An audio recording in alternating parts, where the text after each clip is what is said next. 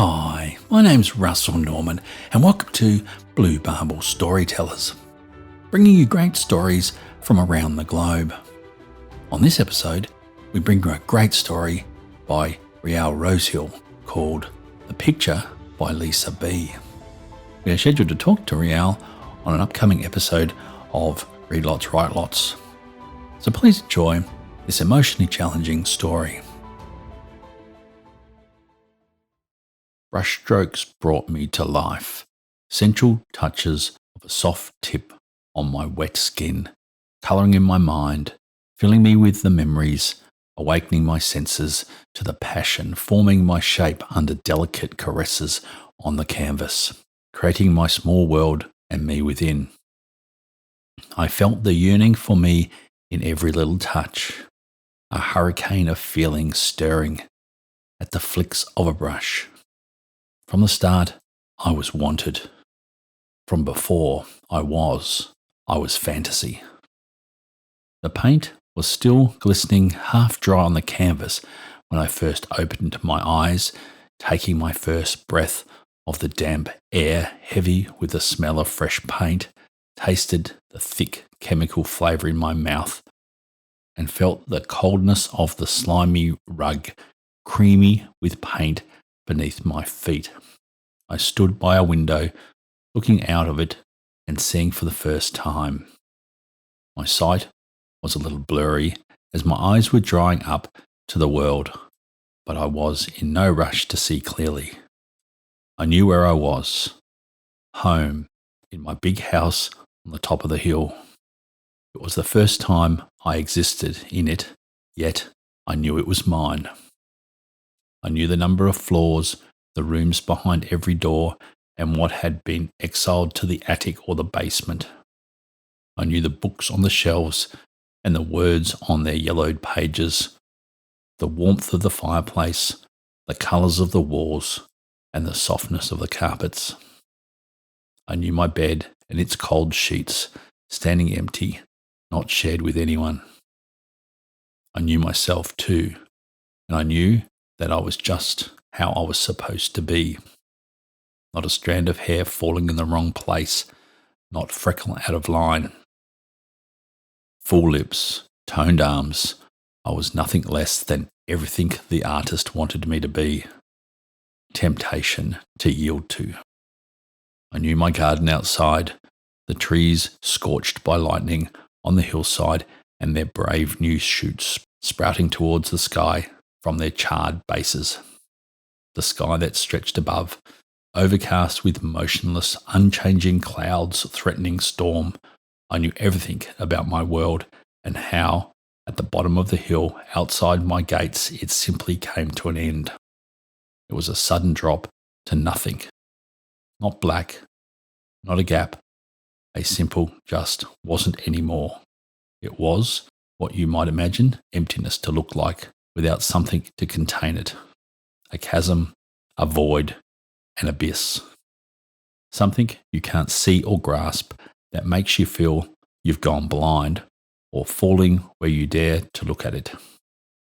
I suppose I must have looked at it before, but like the rest of the details in my small world, it was something I knew of, but was not part of my view. Strange how I knew each strand of grass in my sloping garden under my window and the unsettling end to my world that gapped beyond the fence. Yet what I saw through the glass was different. It showed no grassy hillside beneath, no burnt trees, and no gate at the bottom, not even the abyss. My window looked to the other side. Instead of my estate, and instead of the nothingness that crept on the horizon, I looked at another small world. The inside of a messy, chaotic room. As the paint dried, the rug softened and warmed beneath my feet, and a foul taste of chemicals disappeared off my tongue. My vision cleared, and I was able to observe the peculiar room outside my window. It wasn't part of my world, and it wasn't anything like the rooms in my grand mansion. Its floor was covered with newspapers, stained with splashes of paint, and clustered with palettes, paints, brushes, and canvases, and a big pile of clothes were thrown into one corner. In the middle stood an unmade bed with a girl on it. Lying on her back in her short pleated skirt and black thigh-high stockings, she watched the clouds pass through the skylight above. She watched them for hours before she reached towards the ceiling with her fishnet-gloved hand, as if to catch a cloud before finally sitting up and getting off the bed. Her short hair a mix of purple and black, her face a canvas of smudged eyeliner pencil and streaks of paint. She came all the way to the edge of my world, and as we looked at each other through my window and I felt the feelings that painted me, I knew I met the artist who had brought me to life. Only she didn't know that she had. It took time to realise that though she knew me and looked my way, she couldn't see me, not like I could see her. Even when she talked to me, she couldn't hear my answers. This meant I could say anything in reply. "Why can't I meet a man like you?" she would sigh, swiping on her phone. "I'm right here," I said, as I wanted to meet her too. Despite my memories, I was the only one in my world, and it was a lonely life, filled with intense wants and needs that created it, driving me insane with no room to explore them. "You'd be worth dying for," she said another time, looking at me with shining eyes. I knew I was. "Those memories you gave me, we could try them all together," I suggested, but she didn't hear me. "In fact, if you killed me, I'd thank you." She bit her nail and was overcome with tingles. "Come, I'll show you to the basement," I urged. I was so excited until she turned and left the room. She never listened. When she painted me, she poured into me the knowledge of myself and my universe, and whilst I knew her feelings for me, I knew nothing of her life outside the little room. Her world was foreign to me. I did not even know her name. And when she was not in the room, that world stood still, frozen in time, apart from the changing light and shadows and the clouds I gazed at through her skylight, a habit I'd picked up from her, many hours a day or even at night, just waiting for her to return. There was something addictive in watching her in her home, the way she sat on the floor, painting dark pictures, haunted houses and monsters, red paint like blood splashing across the room and onto her legs. Her bare feet left lovely crimson footprints on the floor. My breath steamed up the window as I moved closer and put my hand on the cold glass, my fingers drawing clear lines, sliding over the condensation. I wanted to see more. I wanted to be there. One evening, after she washed the paint off her body, instead of her worn t-shirt she usually wore to bed, she reached for lingerie of black lace and a little black dress. Again, I stepped closer, placing my hand on the glass. Watching curiously, my skin became hotter, my heart beat faster as I saw her paint her lips with the colour of blood and tie a choker around her neck. There was something irresistible about her flushed cheeks, the way her eyes shone with anticipation looking at her reflection in the mirror. "Come here," I whispered, hypnotised by when she looked at me. She just smiled, saying, "I hope he'll be a little bit like you," before putting on her Doc Martens and leaving me behind to burn. I paced up and down for hours, jumping to the window as soon as I heard her push down the door handle. "Hey!" I exclaimed in delight. Her enticing chuckle as she stumbled through the door had me burning with desire one minute and anger the next, when she fell into bed with another man, a stranger, right in front of my eyes. I stepped back, staring at them in horror, forgetting how to breathe. Why? Why would she want anyone else but me? This could not be happening. But it was. I wanted to gouge my eyes out. I wanted to go deaf. I wanted to scream the roof off. But I could not stop myself going back to the window to watch. Even after I tore down the wallpaper and broke everything that could be broken within my bedroom walls, shaking with jealousy, grinding my teeth, I helplessly watched the naked bodies entangled on the bed. "I hate you! I hate you!" I hissed, then screamed again as loud as I could. But they were in different worlds from mine, where my voice could not reach. In the morning, they left, but not before subjecting me to witnessing another session when I attempted setting my house on fire in protest. It didn't work, and I was left alone again in the ruins of my bedroom with nothing to look at but torn pillows, burnt curtains, and the damaged books on the floor I had been throwing at the walls. I walked to the windows again to peer through Lisa's skylight, raising my eyes to the clouds to cool my head, but I only saw them in the floating shapes I hoped to soothe myself with. One mistake. It was only one mistake on her part, and maybe I would be able to forgive her for that. But he came back again, returning time and time again for more of what should have been mine. A new man frequented the room every few days. Even learning her name was a stolen kiss from her lips. Lisa, Lisa B, as she signed it on her paintings, which he read out, touching the letters on the corner of my world with his bony fingers topped with chipped nail polish, standing right by my window, oblivious to the death stare I gave him with my arms crossed. "Is there someone at that window? This painting gives me the creeps," he shuddered. I raised my chin with a grimace. So I was creepy. Had he not looked at his own face? And that excuse for a haircut?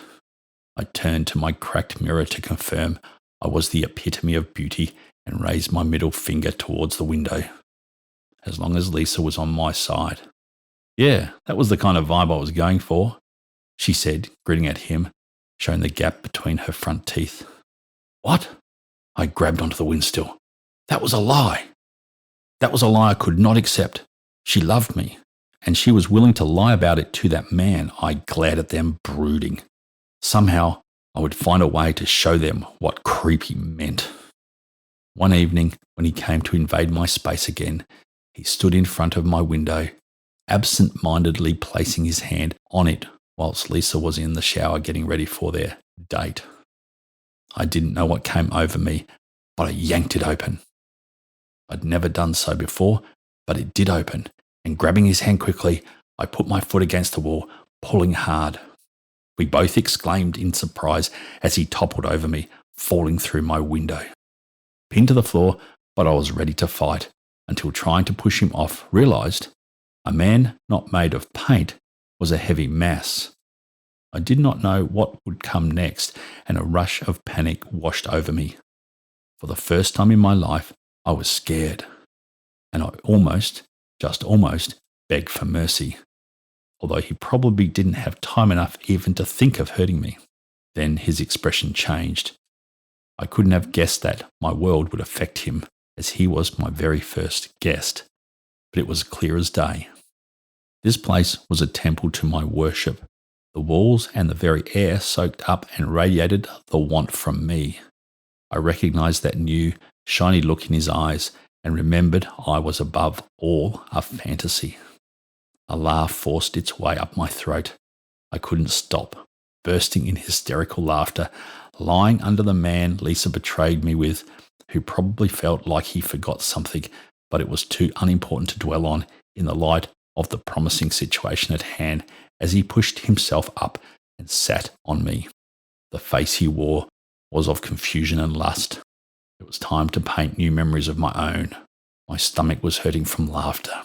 I knew I could open the window after that, and I did every time Lisa decided to betray me and invite someone over. The look on her face when she walked into the room to see them gone, but their shoes left behind, was priceless. I started to enjoy the game, especially when I managed to snatch them before they'd had a chance to go to bed with her and ruin my day. I never had so much fun in my life. I beamed at her as she stood by my window, watching but unable to see. I wondered how far I could take it, grinning as my hand gripped the first one's hair whilst he was loving me on his knees. His shoes were still in Lisa's room, tossed into the corner with a growing collection of new pairs in various sizes. Glancing down, I slid my hand onto the man's face and looked into his eyes, robbed of memories and full of pleasure. I never bothered to pick up on his name when he was with Lisa, and he didn't know what it was anymore. "Would you also thank me if I killed you?" I smiled at him as he practically melted. I kept him so far as he taught me of the window, but as far as I was concerned, he had had his reward and more. The rest, I could not be bothered keeping alive longer than a few hours, but we always had a little fun, inspired by the memories I came to existence with. We painted new ones with their bright crimson blood. One day, police officers entered the room. They bagged up the shoes and coats and a few jeans, shirts and boxer shorts and asked all sorts of questions, leaving Lisa white and trembling. I listened whilst her ex-lover was giving me a massage. I could not relax into it. "Enough," I said, and he obediently dropped his hands. Lisa felt like something was wrong, but those officers confirmed it. 7 missing people, all last seen by her in her bedroom. It's truth, I could not have cared less about what happened to her after what she'd put me through, but I was worried what would happen to me and my world if she was ever gone and someone else took that room. I had to act fast. Maybe I could take my home somewhere else. Glancing back at the man behind me, I wondered if it was time to discard him. I didn't know if it was a good idea to leave him alone, as I was unsure of whether he would stay put. But I also had no idea when I would get the chance to snatch up another human for my entertainment, given the circumstances. Besides, I got used to his stupid face. Maybe he'd be useful. That night, when Lisa was asleep, I opened the window and for the first time stepped out onto the windowsill. The cold wind of the abyss chilled me to the bone as I waited there, trying to calm my breathing. Below, there was a glassy hill, but all I saw was the gaping void standing between our worlds. All I had to do was jump. Taking a deep breath, I leapt out of my second-floor window. My feet hit the ground almost immediately. It was much closer than I had thought. Lisa stirred. My world hung on the wall behind me. I finally got to see it from the other side. The Gothic gate, the burnt trees, and my great house on the hill with only my small window lit and a dark silhouette in it that was me. Be good. I kissed my fingers and briefly pressed them into the small window on the painting. I'll be back soon. I smiled, thinking it should be easy enough to take the frame somewhere else safe. Maybe I could also take the artist. Quietly, I walked to her bed and, leaning over her, pressed my hand over her mouth as I switched on the light. "I think you know me," I said with a smile on my lips, watching the fright I gave her grow into pure terror as she recognized me. We knew, Lisa and I.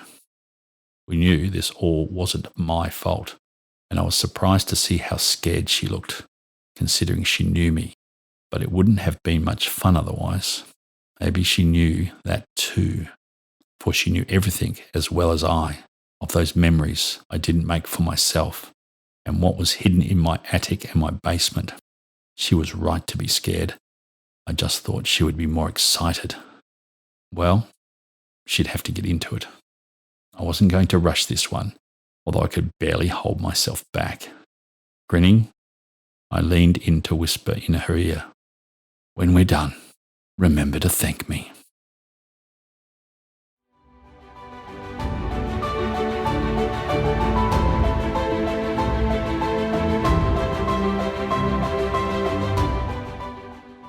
We trust you enjoyed this story, and we really appreciate you listening to this podcast and supporting the great writers featured.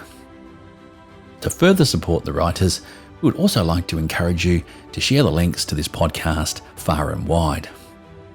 If you are a writer and you would like to showcase your work or talk to us about your writing on Read Lots, Write Lots, we'd love to hear from you. Please get in touch with us by sending an email to russell@bmpublish.com. If you'd like to stay in touch with what we're doing here at Blue Marble Storytellers and on Read Lots, Write Lots, including upcoming guests, news about great stories, and other existing things, please sign up to our newsletter at either of the websites. I would also like to mention we've started a new Discord chat channel to provide a place for writers to meet, chat, laugh, cry, and generally have fun in a supportive environment in which to share their love of writing. If you'd like to join our chat, you can find the details on our websites readlightswritelots.com and bluemarble.storytellers.com. Well, that's it for this episode. So on behalf of Deidre and myself, until next time, thanks for listening and bye for now.